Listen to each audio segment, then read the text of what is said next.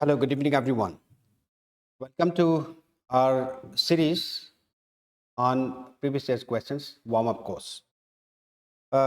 This is a continuation with our series that has been going on since the advertisement has come out, in which we are discussing previous year's questions.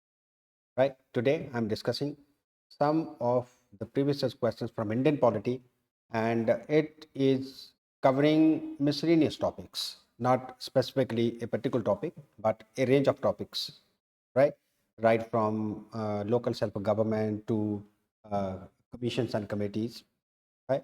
So let's proceed with the questions and see how well we can attempt those questions.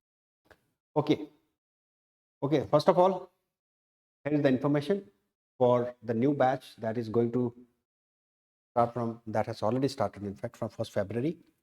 And uh, this is the right opportunity to make it to the selection list if you are willing to join this batch. So you must not waste any time, and it is the right time to join it. Anyway, let's move on to questions.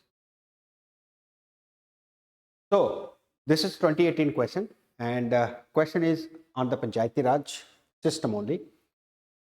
Question से पता लगता है the panchayati elections are scheduled in the month of September 2018 in Punjab. Consider the following statements about the Panchayati Raj institutions, which of them is incorrect.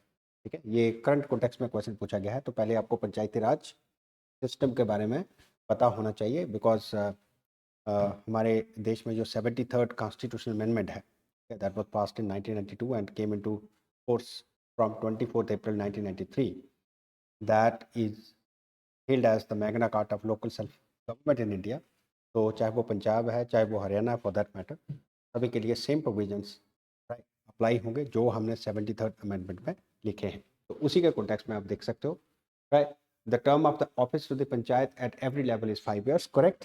ये 5 साल के लिए होती है. ठीक है, ये प्रोविजन भी लिखा हुआ है कि अगर कोई पंचायत 5 साल से पहले रिजॉल्व हो जाती है, तो जो न्यू पंचायत कॉन्स्टिट्यूट होगी वो रिमाइंडर ऑफ द टर्म के लिए कॉन्स्टिट्यूट की जाएगी, न्यू लाइफ. ठीक है, बट अगर रिमाइंडर टाइम जो एग्जिस्टिंग पंचायत है, if it is less than 6 months, तो फिर हम कोई फ्रेश इलेक्शंस पंचायत की नहीं कंडक्ट करेंगे. फिर हम 6 months की एक्सपायरी के बाद न्यू पंचायत के इलेक्शन जो पूरे 5 साल के लिए सेटअप होगी उसको कॉन्स्टिट्यूट करेंगे. ठीक है?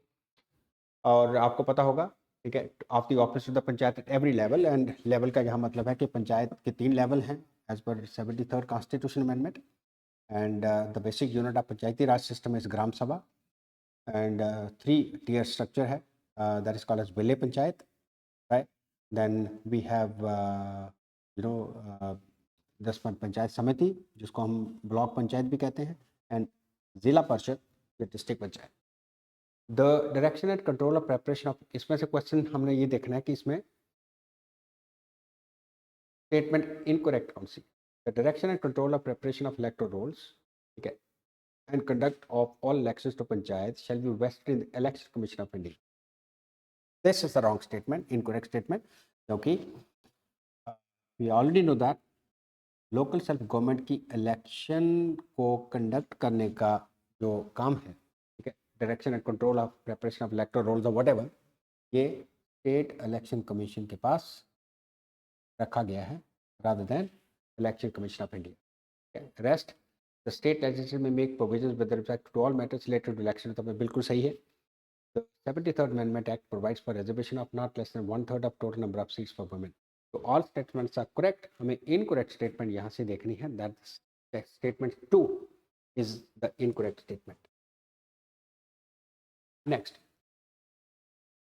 2018 का question, which of the following is not the essential condition for a political party to be recognised as a national party. ठीक है, तो पहले तो अपने नेक्स्ट टाइम आपको क्वेश्चन पूछा जा सकता है कि who is empowered to designate या classify political parties to national and state parties. किसके पास ये पावर होती है, तो आंसर आएगा इलेक्शन कमीशन ऑफ इंडिया के पास. ठीक है, अब किस पार्टी को नेशनल पार्टी डेजिग्नेट करेगी इलेक्शन कमीशन, वो कुछ क्राइटेरियाज फिक्स करते हैं फ्रॉम टाइम टू टाइम, ठीक है, which are subject to change, but हर एवरी जनरल इलेक्शन के बाद या असेंबली इलेक्शन के बाद वो क्राइटेरिया रिवाइज किया जाता है।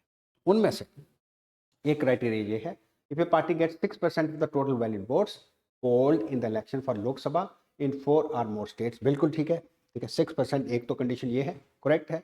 If a party sends 4 elected members to the Lok Sabha, this is also correct. Next, if a party gets 2% of the total number of seats in Lok Sabha from not less than 3 states, right? तो आप note करते रहना, ये सारे correct हैं। If a party is recognised as a state party in at least 2 states, this is the wrong statement, right.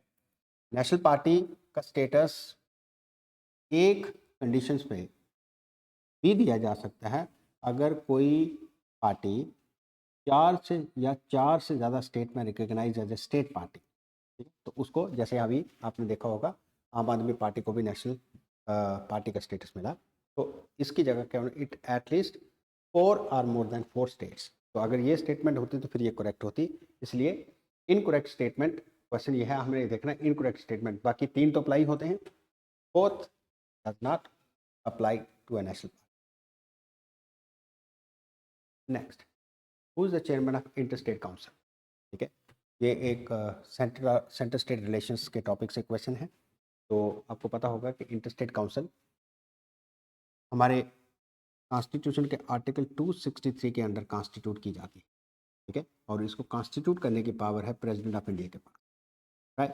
ये एक cooperative federalism का मैकेनिज्म है जो हमारे संविधान में लिखा है कि instead of taking a particular dispute, ठीक है, बिटवीन स्टेट्स, इंटर से या सेंटर ऑफ स्टेट के बीच में, to a court of law, there is an informal mechanism created by the Constitution to the setting up of an interstate council, where any matter, okay, could be taken up to be settled through mutual give and take, या discussions, ठीक है, उसके through. तो as per the Constitution, ठीक है, president साहब interstate council किसी भी मैटर पे सेटअप कर सकते हैं अगर उनको लगता है कि इससे बेटर कोऑर्डिनेशन पॉलिसी होगी, राइट, या इसमें कोई इंटरेस्ट सर्व होगा, मतलब नेशनल इंटरेस्ट सर्व होगा, राइट। तो उस पर्पज़ के लिए इंटरस्टेट काउंसिल सेटअप की जा सकती है। पहली बार ये इंटरस्टेट काउंसिल 1990 में सेटअप की गई थी during VP Singh prime minister tenure. उसके बाद unfortunately article 263 remained a kind of dead letter. But anyway, जब भी इंटरस्टेट काउंसिल सेटअप होगी तो उसका चेयरमैन जो होंगे वो प्राइम मिनिस्टर साहब होंगे। Prime minister the chairman of an interstate council. तो third option is the correct answer. Next, 2014, which of the following subjects are a part of state list as specified in the 7th schedule of the Constitution of India?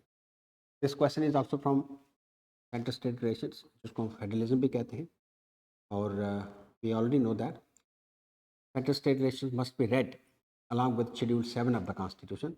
यहाँ हमने power divide की है centre और state के बीच में, उसको कहते हैं sovereignty, sovereign powers, independent, right, unchallengeable jurisdictional areas divide किए हैं सेंटर और स्टेट के बीच में, ठीक है। और there are 3 list laid down in the 7th schedule, इनको यूनियन लिस्ट कहते हैं, which at present has around 100 subjects over which only parliament is competent to make laws. Similarly, we have state list, right, containing around, आप कह सकते हो कि around 61 items, 66 original थे, तो 5 आइटम्स 42nd अमेंडमेंट के द्वारा कंक्रीट लिस्ट में डाल दी थी, ठीक है।